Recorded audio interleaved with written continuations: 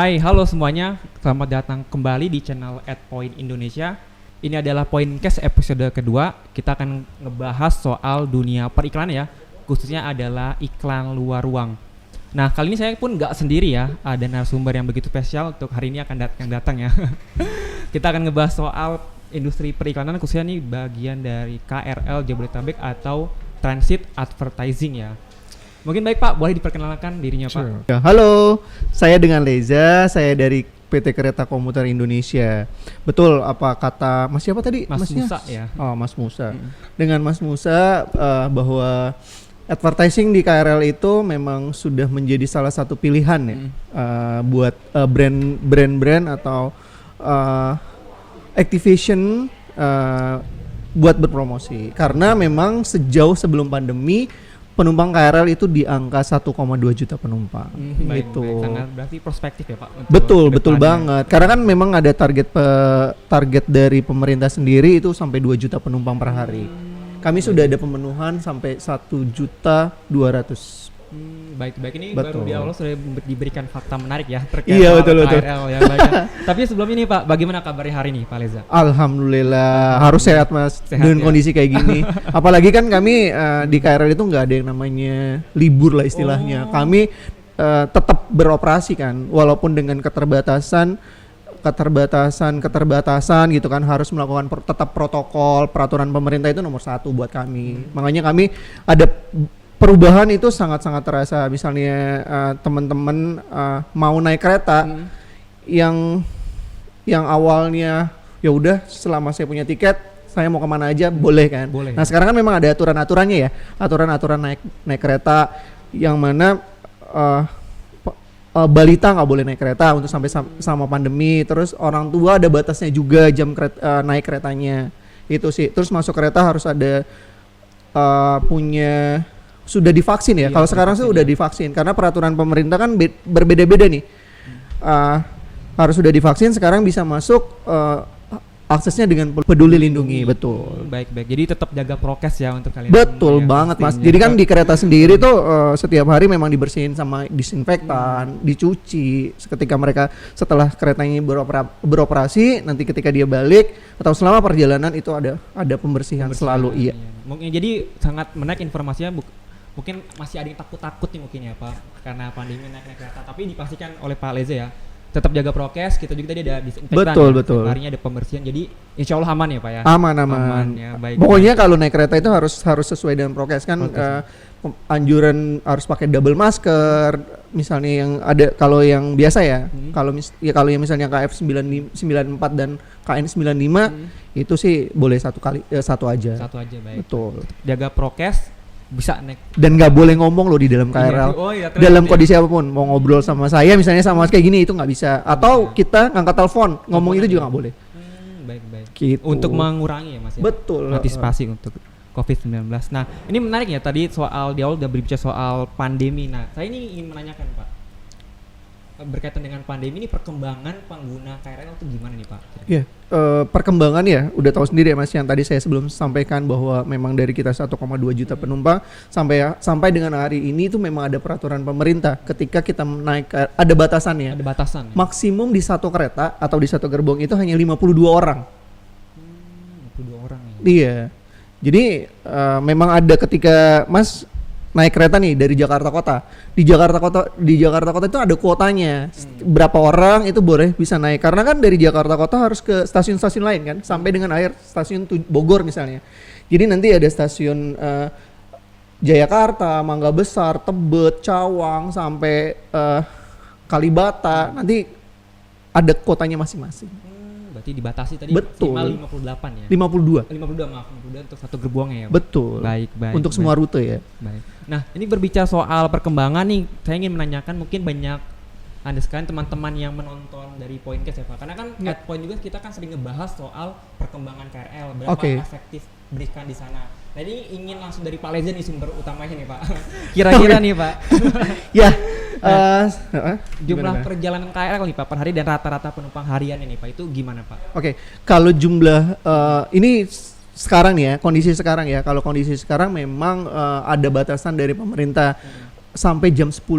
Jam 9 kok. Jam 9. Jam 9. Jadi kereta terakhir itu sekitar jam 9. Apa jam 10 ya? Antara jam 9 atau jam 10 gitu.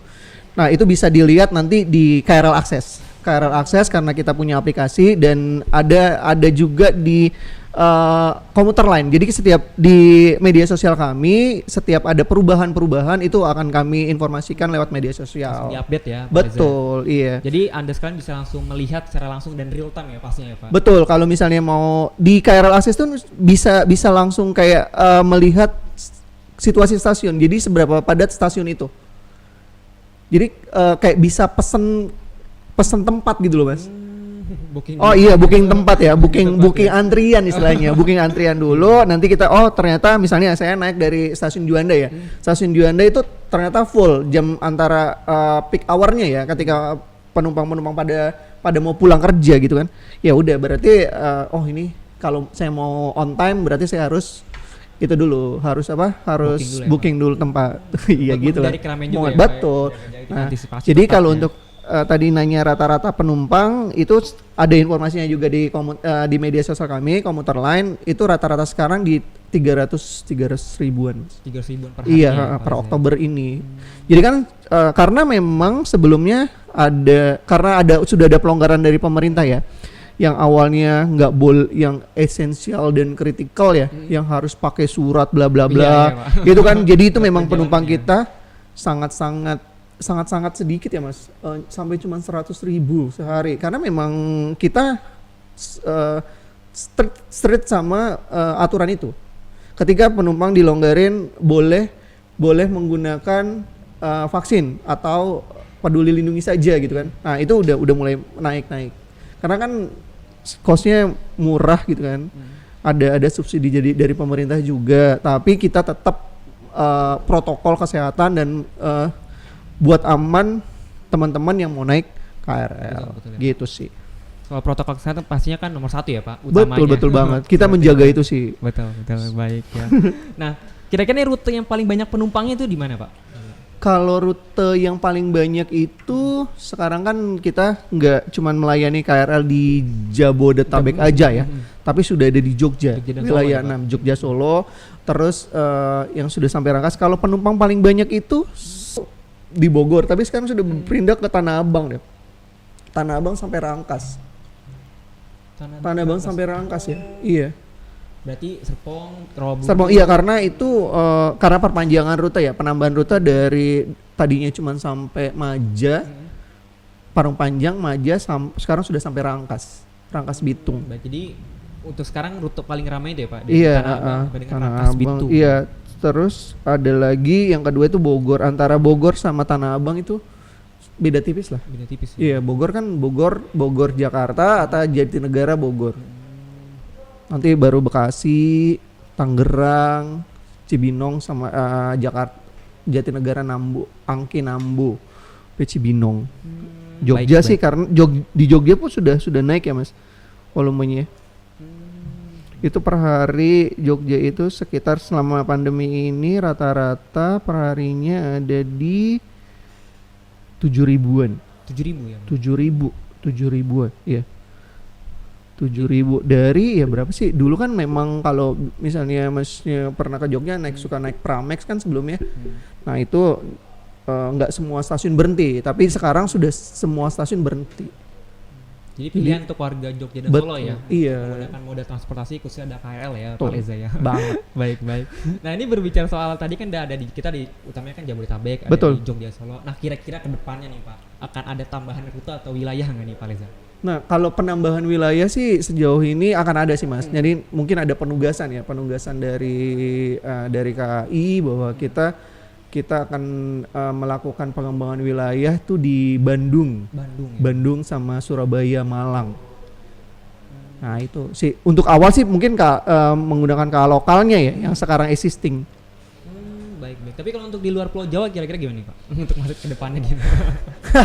Gimana ya kalau alangkah bagusnya memang di tempat-tempat yang baru akan dikembangkan ya. Memang punya nilai strategis ya kenapa nggak dibangun KRL juga sih. Jadi sudah ada antisipasi ketika ada kemacetan gitu kan, nggak cuman orang pakai mobil, tapi bisa ada transportasi lain yang ramah lingkungan. Apalagi kan sekarang lagi isunya climate change ya Mas. Betul. Penting banget karena kita sudah pakai listrik dan kedepannya mungkin kita akan terus mengurangi emisi kan. Memang ada ya tahu sendiri kan isu salah satu isu dunia itu udah climate change. Betul.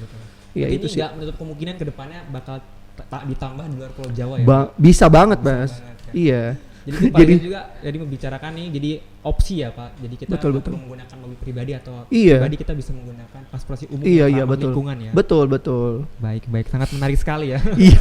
Karena ya gimana ya sekarang udah mungkin teman-teman sudah merasakan sendiri gimana udara saat ini ya. Betul. Untuk mendapat udara segar itu susah kan. Bagaimana polusi karena mungkin ini kebantu karena pandemi aja ya. Betul. Jadi udara agak lebih segar gitu kan. Coba kalau nggak tetap pandemi, wah polusi udah gimana bentuknya gitu kan. Betul sekali. Baik, nah itu kurang lebih tadi perkembangan dari penggunaan KRL di masa pandemi ini. Nah ini kita mungkin masuk agak yang lebih topik utama ya Pak. Ini soal berbicara media iklan ya Oke. Pak. Media iklan di KRL atau di kereta ya. Nah kita berbicara soal marketnya dulu nih Pak. Kira-kira secara demografi itu bagaimana Pak?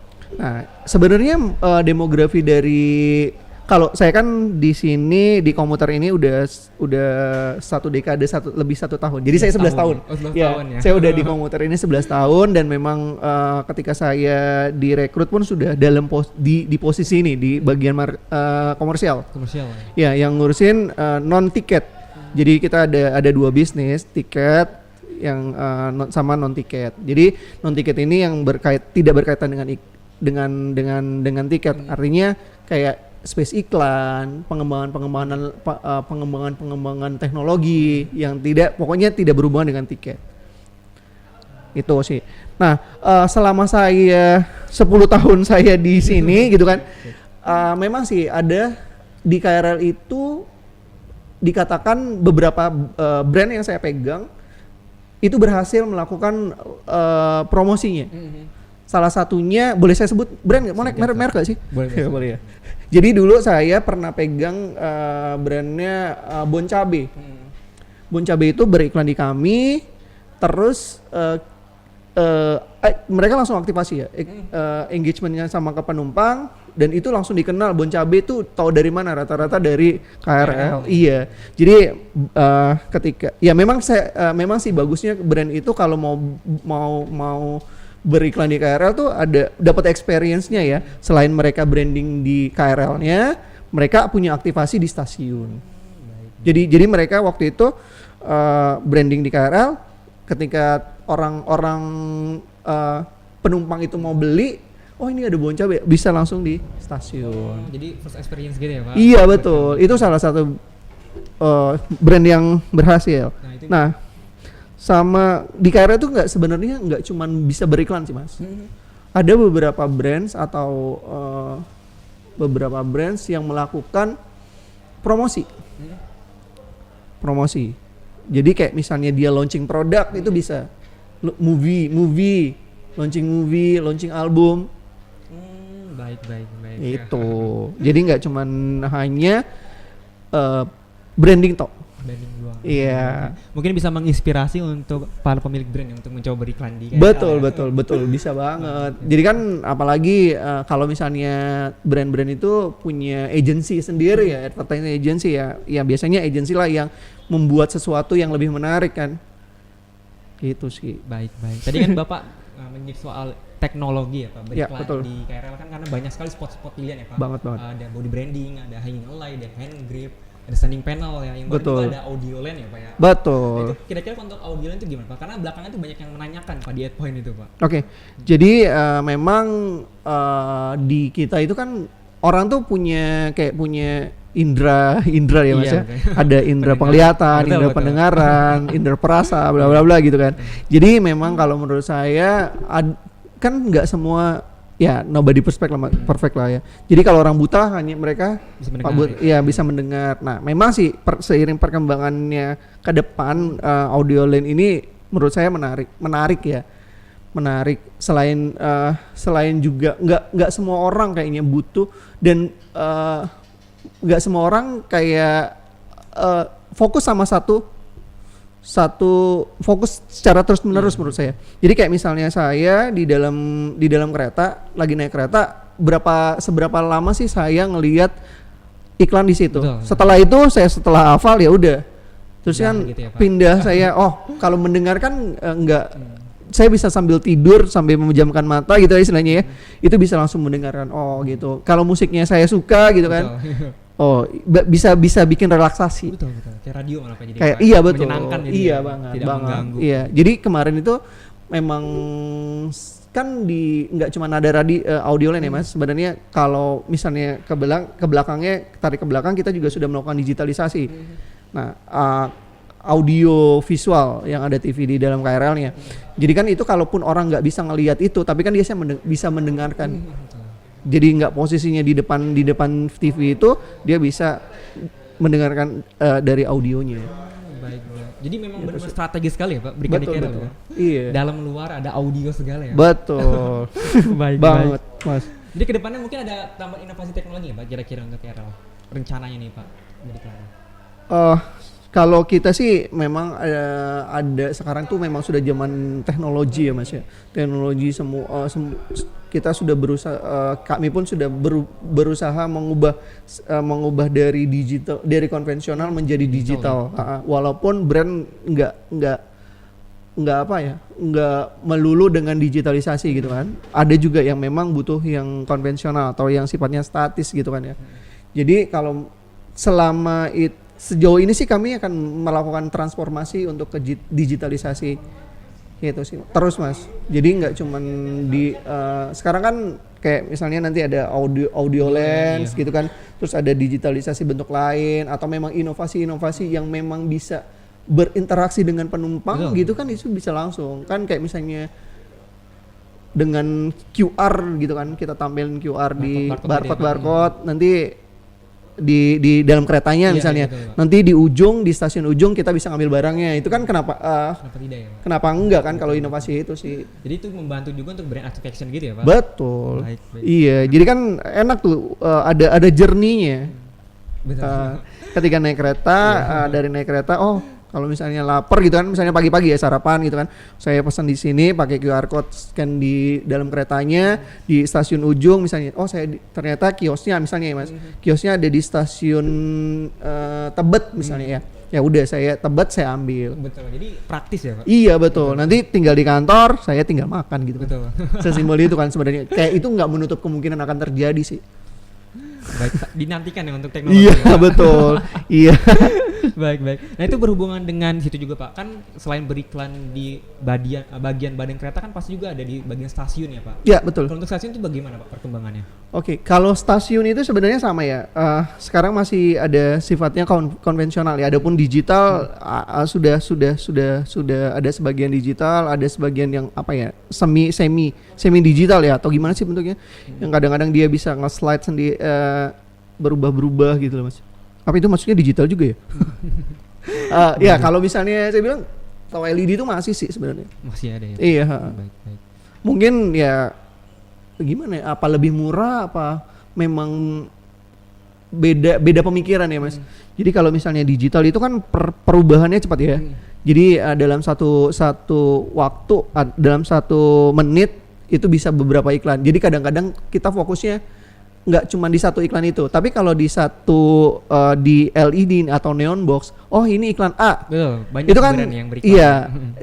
Itu kan dia diam kan, posisinya diam atau statis. Jadi dia akan selalu langsung ingat gitu kan. Nah, tapi kalau misalnya bentuknya digital, iklan apa ya? Saya harus nunggu dulu gitu kan. Kalau masih punya waktu, kalau enggak gitu. Jadi kalau di stasiun itu ya memang bisnisnya itu nggak cuma di iklan, ada tenannya juga sih sebenarnya, ada aktivasinya. Saya balik lagi ke activationnya. Jadi kalau untuk perkembangannya ya mudah-mudahan bisa di semua stasiun digitalisasi. Sesuai dengan kebutuhan aja ya Pak? Iya betul. Baik, karena memang punya pasarnya beda-beda Pak. Iya. Soalnya kadang-kadang juga brand pernah saya ngomong sama, tapi di stasiun itu orang kayak fast gitu loh, moving fast.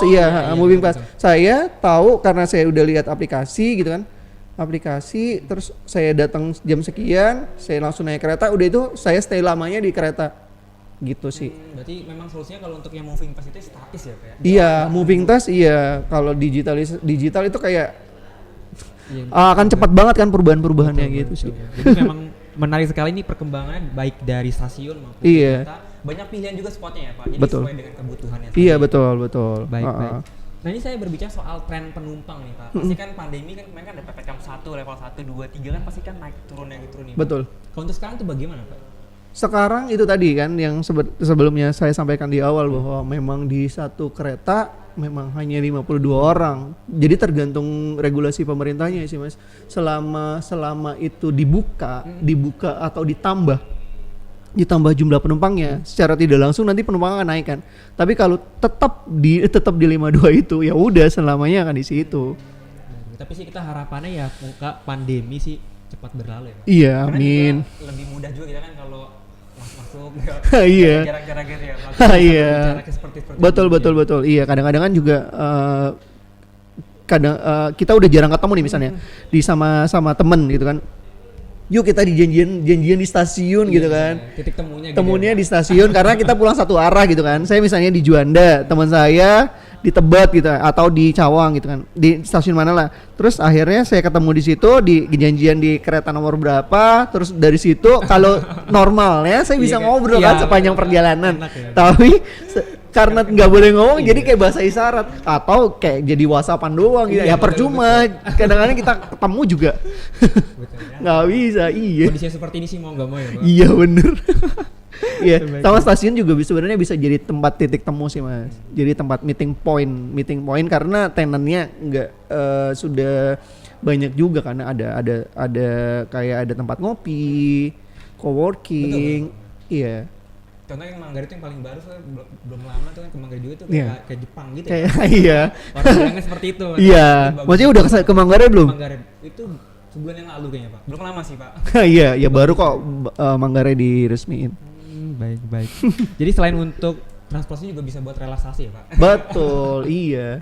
Nanti kita bikin inovasi lah teman-teman agensi atau teman-teman brand bisa melakukan aktivasi yang memang kita langsung engagement sama siapa? Sama Penumpang ya, konsumennya, sama penumpang ya. Kenapa enggak kita bikin sesuatu selama ya mungkin ya mudah-mudahan pandemi berlalu jadi kita bisa hidup normal lagi sih. Amin, Kita bisa melakukan hal apapun yang kita bisa membangun kebersamaan gitu kan. Baik. Nah mungkin kita masuk ke brand nih ya Pak Ya. Reza ya. Kira-kira sih Pak kalau untuk di kereta itu kebanyakan tuh jenis brand atau produk itu apa sih Pak yang beriklan? Yang beriklan.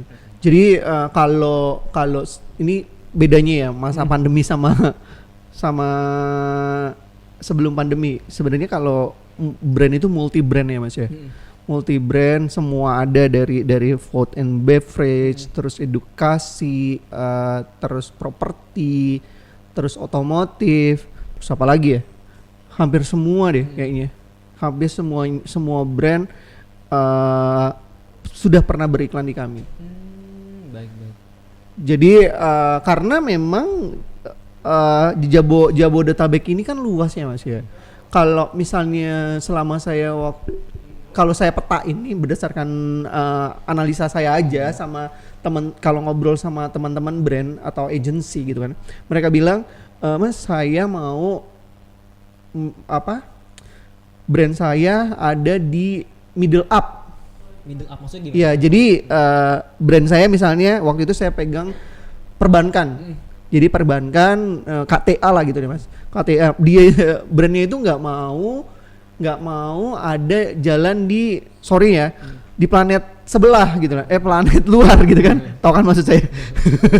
Nah, jadi dia tuh saya maunya di middle up gitu kan. Nah, kalau saya berdasarkan teman-teman agensi juga, agensi atau brand dan saya lihat bahwa brand yang middle up itu larinya ada di Tanah Abang ke Serpong. Baik. Banyak penumpangnya. Banyak penumpang. Iya nggak hanya sebelum sampai Rangkas sudah memang middle up Mas. Karena di situ kan ada Bintaro, ada BSD. Baik. Ya paham kan. Jadi memang kalau di stasiunnya pun bisa banget nih teman-teman orang-orang perusahaan otomotif di situ karena ketika masuk stasiun itu semua mobil. Mau dari apa? Dari mobil murah sampai mobil mahal. Iya, misalnya. Ada mejeng di sana Betul, gitu kan. betul. Serpong Rabutum. Iya itu kan, Pengalaman saya itu kan. Nah itu maksud saya. Jadi perbankan itu nggak mau, justru saya maunya di Serpong ya mas. Nah itu sih. Tapi kalau misalnya range-nya mau lebar lagi gitu kan, dari middle up sama middle low itu bisa ada di dari Jakarta, Jatinegara sampai ke Bogor. Berarti betul disesuaikan dengan demografi. Iya betul itu. Jadi sama kalau misalnya mau middle low gitu kan, ada di planet luar. Ada apa? Tangerang kota ya, karena kita terbagi dua. Ada Tangsel kan itu dari ke Serpong, arah Serpong ya. Kalau Tangerang kota dia startnya dari Duri sampai Tangerang.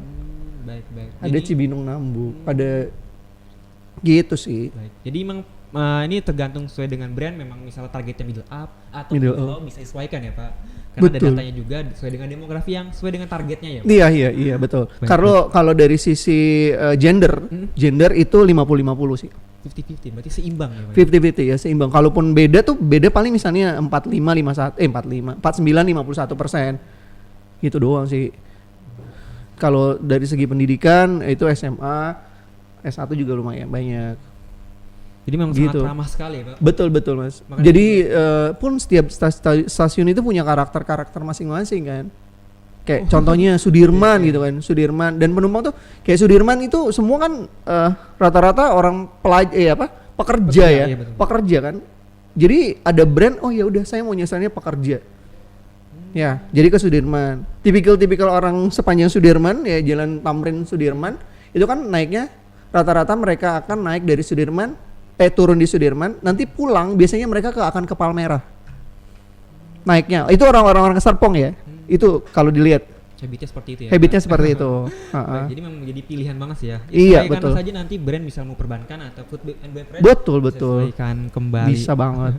baik. Nah tapi ini selama pandemi ini gimana ya Pak?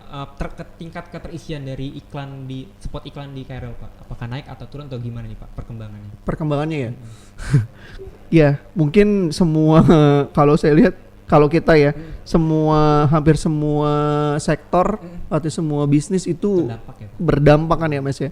Pun dengan kami sih sebenarnya banyak ya mungkin untuk dari government karena ini terkait sosialisasi ke masyarakat gitu kan. Ya memang dan salah satunya di KRL itu tetap berjalan. Tetap beroperasi ketika merasa pandemik. Nah, itu efektif buat kami, buat mereka, buat teman-teman buat orang government bahwa melakukan sosialisasi di situ. Nah, kalau dari segi brand itu memang ada penurunan sih Mas ya. Kayaknya semua brand itu meng-cut budget promosinya gitu kan. Kalaupun promosi ya seadanya. Itu sih. Ya emang ada dampaknya walaupun food and beverage masih, kayak kesehatan masih. Tapi kan yang lain yang biasanya beriklan jadi enggak. Dampaknya turun lumayan sih, jauh sih Mas. Baik. Karena yang kita melihat situasi kondisi pastinya kan brand kan irit betul juga ya, Pak. Banget. Dia daripada mereka harus melay off gitu kan pekerjanya, ya mereka lebih baik meng-cut budget promosinya sih. Itu kan dulu mungkin sekarang mah kan apalagi PPKM sudah diperlonggar gitu ya Pak Leza ya. Harapannya juga semakin Iya betul. Ya mudah-mudahan lah ya. Jadi teman-teman brand bisa sudah mulai berpromosi lagi gitu kan. Karena mau nggak mau yang namanya promosi itu kan dibutuhkan ya Pak. Iya betul. Jadi ya advertising agency juga akan hidup kembali istilahnya kan ya. Orang-orang kreatif bisa berkreasi lagi gitu kan. Dengan media-media promosi yang lebih beragam. Betul. Karena di KRL pun pilihannya banyak, mau di stasiunnya atau bagian statis atau digital. Iya betul. Banyak pilihan. Jadi ya untuk Anda sekalian, apalagi juga saya kan sebagai content creator juga di Adpoint ya, sering ngebahas soal perkembangan di KRL juga. Itu memang 300.000 itu cukup banyak ya Pak per harinya ya. Per hari. Iya, terus ada data pun rata-rata orang melihat iklan itu 97% persentasenya. Jadi betul. Orang yang masuk KRL udah pasti melihat iklan. Iya. Seperti itu. Jadi ya. Iya sampai hafal. Iya. Dulu ini saya experience ya. Kalau untuk di teman-teman yang mau body branding, misalnya body branding itu akan disebut brandingnya. Jadi misalnya saya janjian sama masnya, nanti kita janjiannya di brand A ya. Yang disebut brand A-nya, brandnya, bukan nomor kereta gerbong nomor 1 gitu kan. Jadi sebagai penanda ya, Pak? Iya, penanda. Oh, nanti misalnya di brand A ya. Baik, namanya kelebihan salah satu ya untuk Iya, itu untuk di body branding ya. Iya, di body Baik, branding tuh. Jadi brand kita bakal diingat terus menerus ya, Pak, untuk Betul, kedepannya betul. ya, untuk branding. Dan kalau saya nyebut tuh sebenarnya penumpang KRL itu, pengguna KRL itu adalah miniaturnya Indonesia loh Mas sebenarnya. Maksudnya gimana, Pak? Mungkin dijelaskan. Jadi semua suku ada di sana. Semua kelas, semua sosial ekonomi sosial apa ya? SES itu loh, sosial ekonomi status. Sosial ekonomi statusnya mereka ada di situ, dari yang saya bilang tadi, dari middle up sampai middle low, dari pekerja buruh kasar sampai dengan direktur itu naik. Ada anggota DPR juga, pejabat-pejabat pemerintah. Baik. Memang salah satu moda transportasi masyarakat ya. Betul. Favorit sekali ya untuk KRL. Iya. Jadi memang sangat bisa kita menanyakan apakah efektif beriklan di KRL ya, pasti jawabannya Efektif sih, Mas. ya, sesuai dengan kebutuhan Anda masing-masing. Betul. Targetnya mau middle up, middle low, atau industrinya apa ya, Pak? Bisa Iya banget. Bisa banget. Kan tadi saya bilang bahwa stasiun itu punya karakter sendiri gitu kan. Kayak misalnya ketika ada di satu area yang sedang membangun istilahnya, banyak perumahan. Nah, properti bisa bermain di situ. Baik, karena kan di Rawabuntu juga tuh baru juga ada ya. Iya, apartemen betul. situ ya, Pak. Apartemen kayak misalnya di Bogor ke sana ya. Kayak Citayam ke sana itu kan udah mulai banyak dibangun-bangun kan. Atau kayak setahu saya yang kayak dari Serpong ke sana kayak Parung Panjang gitu kan. Betul, Pak. Itu kan Cisauk itu banyak banget perumahan. Betul, karena kebanyakan tuh malah sales propertinya bilang rumah ini dekat dengan KRL Stasiun, iya. Jadi poin ya, Pak. Jadi poin iya. Betul. Oh, ya mungkin ke depan juga orang ini paling dekat stasiun saya pun gitu kan kadang-kadang. Karena saya bekerja di komuter gitu kan. Kalaupun mau nyari properti gitu kan. Wah, ini saya yang dekat stasiunnya biar gampang gitu kan. Betul. Transportasinya. Nah, ini benar-benar kalau diulik tuh sangat menarik sekali ya. Iya, industrinya banget, untuk beriklan di KRL ya. Mungkin Pak Leza ada yang mau sampaikan nih, Pak, kepada teman-teman yang sedang menonton nih, Pak, terkait mungkin kedepannya atau ada apa gitu di KRL. Oke. Jadi ya kalau mau naik KRL sampai saat ini KRL tetap beroperasi sih sampai saat ini. Kita pun akan melakukan prokes sangat-sangat ketat gitu kan.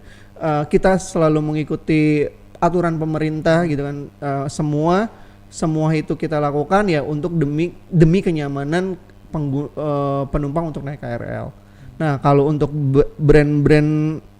brand sih ya namanya kondisi kayak gini ya, saya juga nggak bisa maksain juga sih ya. Tapi ya ini kita punya pasar, KRL punya pasar. Kalau memang kita mau sebagai pelaku kreatif mau melakukan sesuatu yang sesuai dengan aturan, sesuai aturan prokes istilahnya. Ya, kita sih welcome aja.